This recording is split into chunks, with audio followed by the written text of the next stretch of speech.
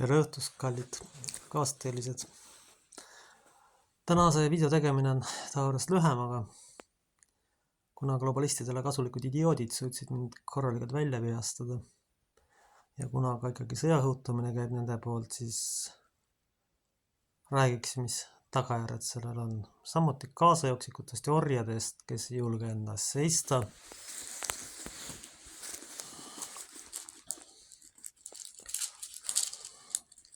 Ja aluseks on meil kirjakoht Sauli ja tema poegade surm.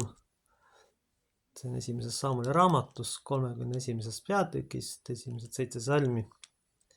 Ja vilistid sõdisid Iisraeli vastu, Iisraeli mehed põgenesid vilistite eest ning langesid maha lööduna Kilboni mäele. Ja vilistid tungisid kallale Saulile ja tema poegadele, vilistid lõid maha Joonatan, Abinabani, Malkis, Susta ja Sauli pojad.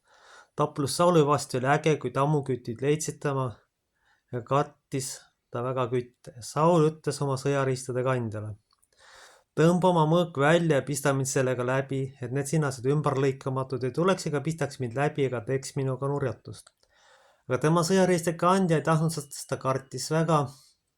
Võttis Saul ise mõõga ja kukutas ennast selle otsa. Ja kui tema sõjariistade kandja nägi, et Saul oli surnud, siis kukutas tema ennast oma mõõga otsa ja suri ühes temaga. Nõnda suri Saul ja tema 3 poega ja tema sõjariistade kandja ühtlasi ja kõik tema mehed samal päeval. Aamen. Kirjeldatud situatsioonile oleme tegelikult päris lähedale jõudnud. Sest orja rahvas ei suuda seista isegi oma õiguste eest sellisel juhul, kui tema abi kandikul pakutakse olukorra lahendamiseks, vaid lihtsalt põgeneb ja laseb jalga.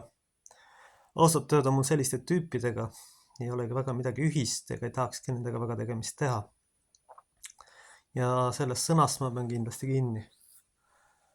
Kui te ikkagi ei suuda endast seista ja lasete ennast mingitel globalistidel kasulikul idioodil üle sõita endast, siis ei ole teiega midagi parata, sest te olete oma valikud teinud ja ärge tulge siis kurtma, teiega seda tehakse, sest teil ei ole julgust süsteemile vastu astuda.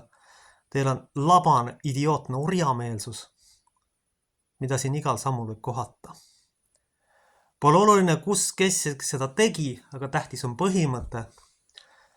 Ja tähtis on see, et seda igal sammul tehakse. Ja see saab sellele rahvale hukatuslikuks. Kui seda käitumist ei muudeta, siis on täpselt sama saatus, mida me juures olevalt pildilt näeme. Asi lihtsalt lõpeb. Tegevus lõpeb ja nii ongi kõik. Ja pole mitte midagi parata ja kogu kupatus läheb kõige kaduva teed.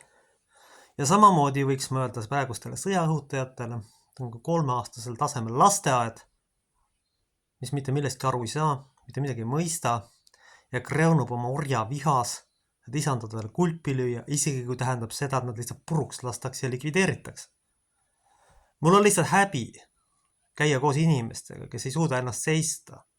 Ja selle tõttu ma rohkem sellistega lihtsalt tegemist enam ei tee. Sest selle tagajärg oleks see, et ma kaotaksin enese väärikust. Samamoodi pole mul mitte ühtegi kavatsust laskuda mingise labase ropendajaga ühele tasemele ja sellega kaasa minna, vaid lihtsalt selline tegevus ja selline suhtlemine julmalt lõpetada. Pole tähtis, kes oli või kes seda tegi. Selliste inimeste koht ei ole juhtpositsioonil, vaid kuskil lavapabrikus, kus nad peaksid elu lõpuni meelt parandama, parimal juhul. Halvimal juhul kuskil mujal või mingis kinnises asutuses. Antud juhul kubiseb kogu ühiskond nendest.